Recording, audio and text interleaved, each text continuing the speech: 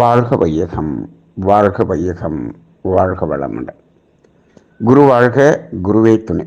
குருவின் மலரடி போற்றி. சிந்தனையை உடல் நலத்தை சீரமைத்து உய்வித்த குருவே வாழ்க.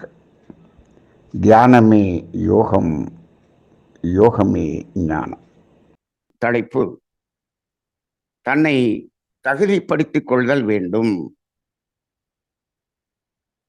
அதாவது,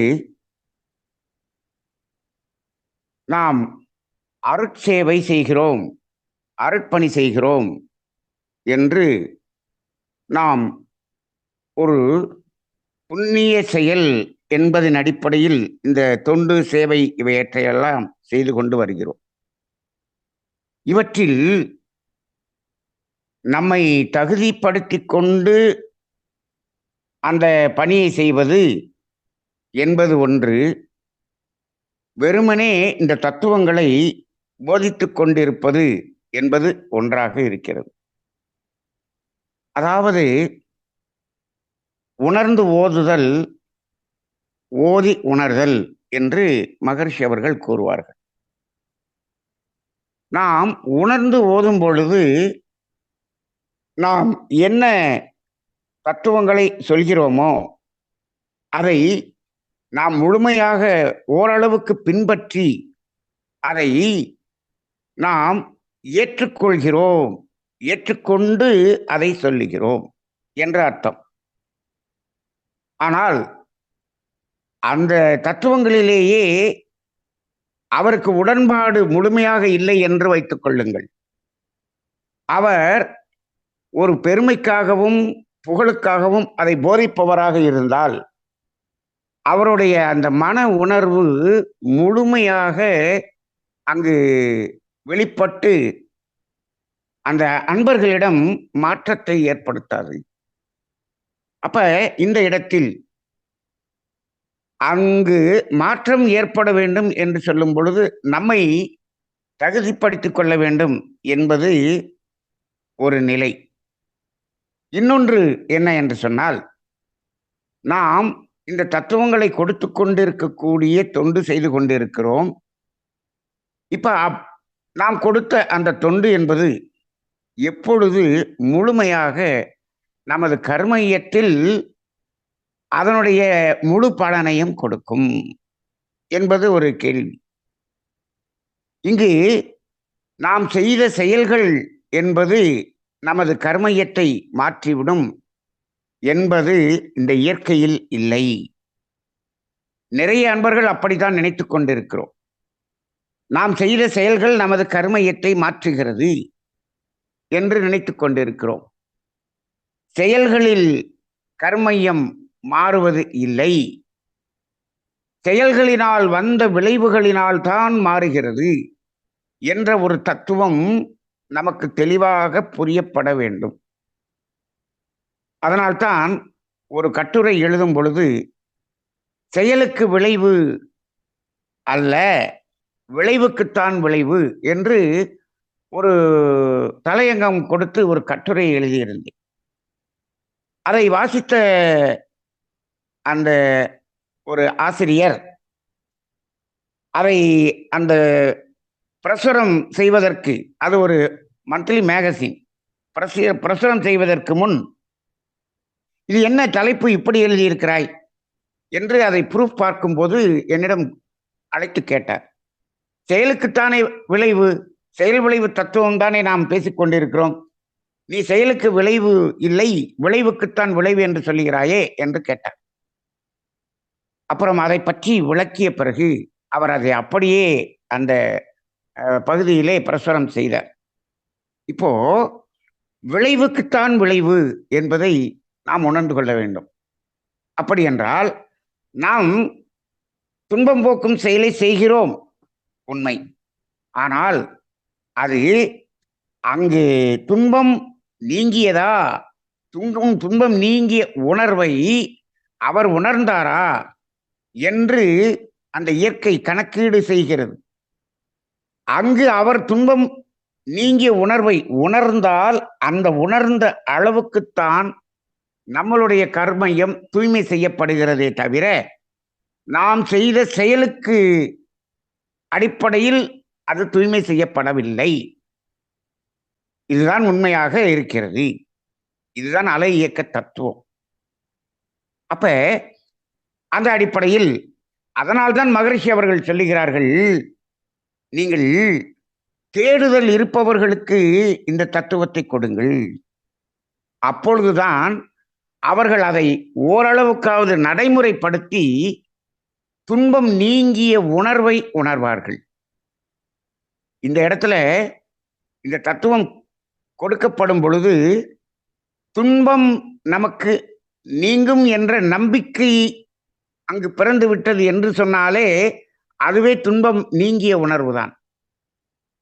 இன்னும் அதை நடைமுறைப்படுத்தி துன்பமில்லாத வாழ்க்கையை ஒருவர் வாழ்ந்து கொண்டிருந்தார் என்று சொன்னால் அது முழுமையான பலனை அந்த தத்துவத்தை கொடுத்தவருக்கு கொடுக்கும்.